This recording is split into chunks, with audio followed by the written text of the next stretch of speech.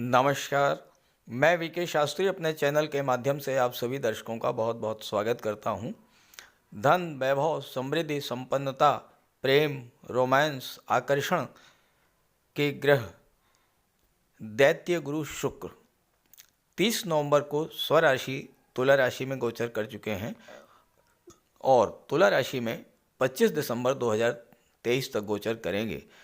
तुला राशि में गोचर करते हुए शुक्र 4 राशियों की कुंडली में मालव्य राजयोग बनाएंगे और 3 राशियों की कुंडली में विपरीत राजयोग बनाएंगे और मेष राशि उन 4 भाग्यशाली राशियों में से एक है जिनकी कुंडली में शुक्र का मालव्य राजयोग बन रहा है। शुक्र के इस राशि परिवर्तन के 25 दिनों का स्वराशि में गोचर आप सभी के लिए विशेष महत्व का होगा, क्योंकि शुक्र 2023 में अंतिम बार आपके जीवन में चली आ रही धन संबंधी समस्याओं को दूर करने के लिए मालव्य राजयोग बना रहे हैं। तो शुक्र के राशि परिवर्तन का मेष राशि के जातकों के जीवन पर क्या प्रभाव पड़ेगा, इसी पर चर्चा करेंगे इस वीडियो में। ये विश्लेषण आपकी चंद्र राशि के आधार पर किया जा रहा है, यानी चंद्रमा आपकी जन्म कुंडली में जिस राशि में गोचर कर रहे हैं वही आपकी चंद्र राशि होगी और उसी के आधार पर आपको इस वीडियो को समझना है। वीडियो के अंत में मैं आपको शुक्र के उपाय भी बताऊंगा।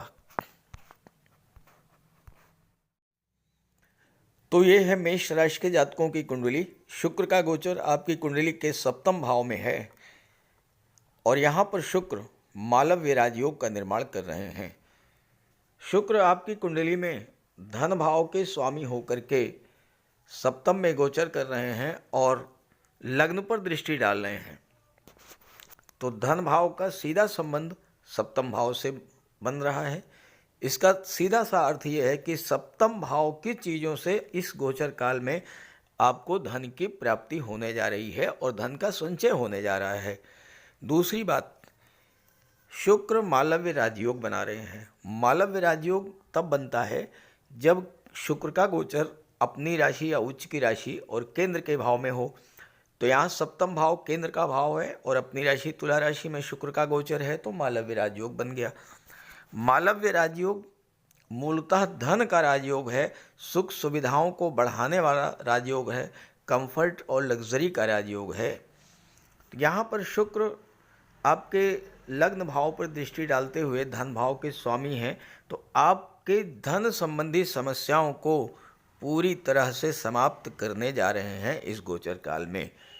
पिछले लंबे समय से आर्थिक संकट जो आपके जीवन में बना हुआ था वो शुक्र और शनि दोनों मिलकर के समाप्त करेंगे, क्योंकि शुक्र और शनि में नवम पंचम का योग बन रहा है। शुक्र से पंचम पर है शनि और शनि से नवम स्थान पर हैं शुक्र।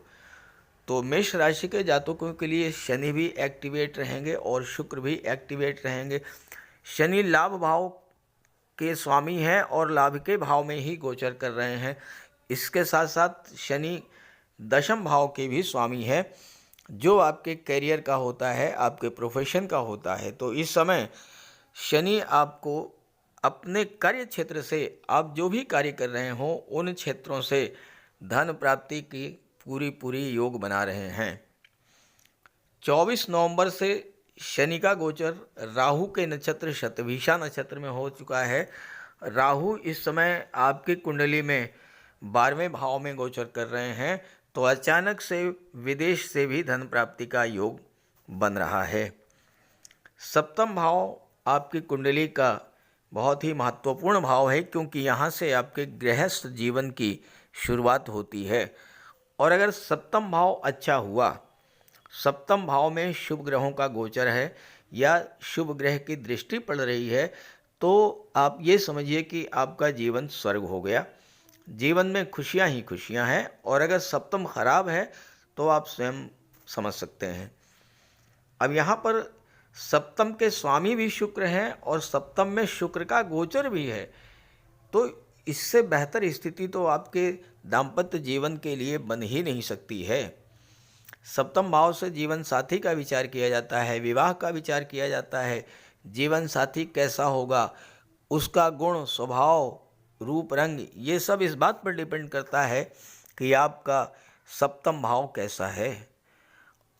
आपका दाम्पत्य जीवन किस तरह से बीतेगा ये सप्तम भाव तय करता है। और यहाँ पर शुक्र आपको एक बहुत ही अच्छा जीवन साथी मिलने का योग बना रहे हैं। ऐसा जीवन साथी जो वैचारिक स्तर पर आपके अनुरूप हो, शिक्षित हो, व्यवहार कुशल हो, हर सुख दुख में आपका साथ दे।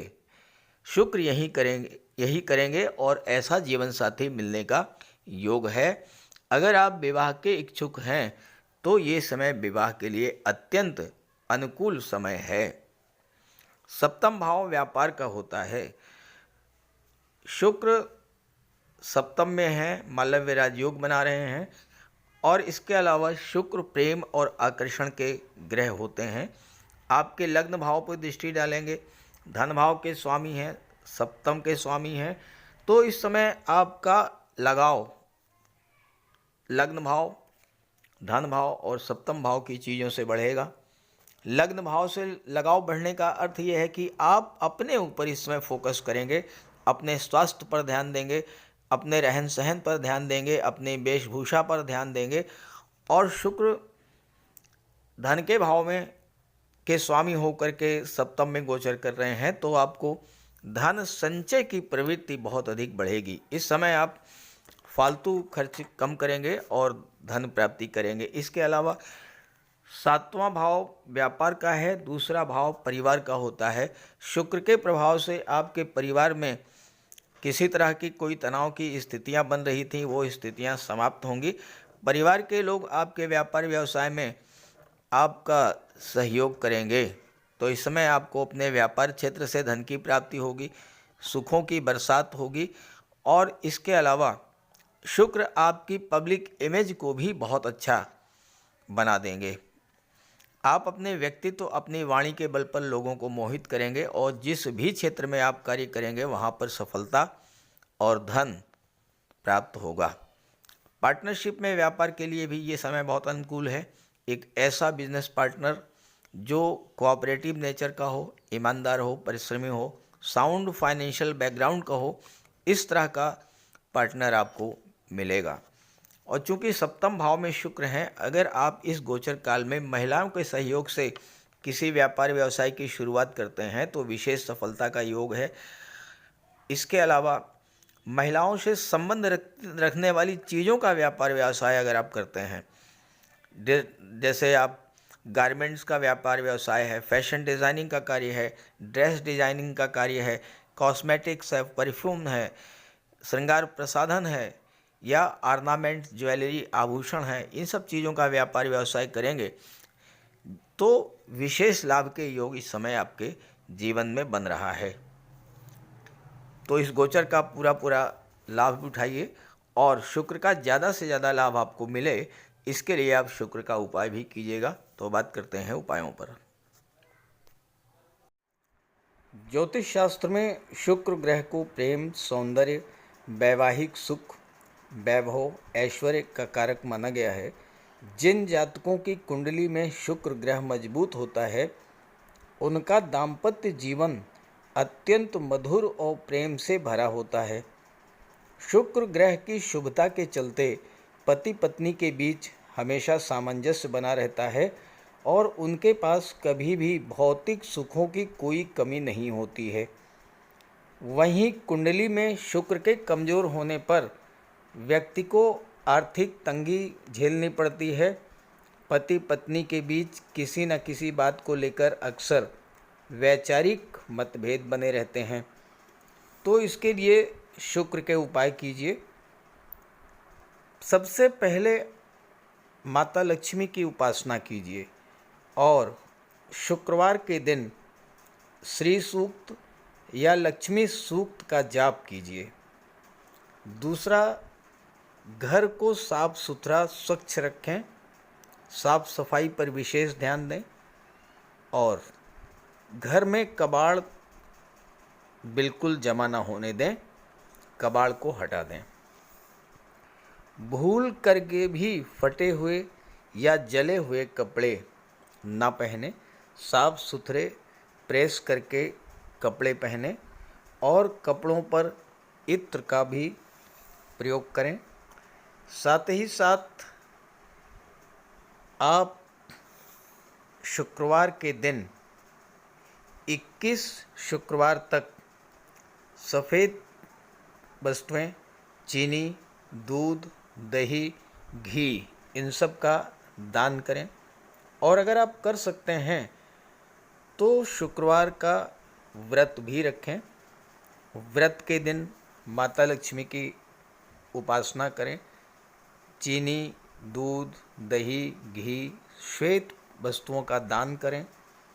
कन्याओं को भोजन करें, खीर और मिष्ठान। साथ ही साथ आप स्वयं भी शुक्रवार के दिन सफ़ेद रंग के वस्त्र धारण करें। शुक्र की शुभता को प्राप्त करने के लिए आप हीरा भी धारण कर सकते हैं, लेकिन किसी ज्योतिषी से सलाह लेकर के, और सच्चा मोती भी आप धारण कर सकते हैं। साथ ही साथ महिलाओं का सम्मान करें। किसी भी दशा में प्रयास ये करें कि अनावश्यक झगड़ा ना हो, कोई वाद विवाद की स्थिति हो तो उसको तूल ना दें। और अगर आपकी कुंडली में शुक्र कमज़ोर हैं तो शुक्र से संबंधित किसी भी वस्तु का दान ना लें, और शुक्रवार के दिन भगवान भोले शंकर के मंदिर में जाकर के उनको श्वेत रंग के पुष्प अर्पित करें। अगर आप ये सब उपाय करते हैं तो शुक्र को बल मिलेगा और आपको शुक्र के सभी लाभ, सभी फल प्राप्त होंगे। नमस्कार।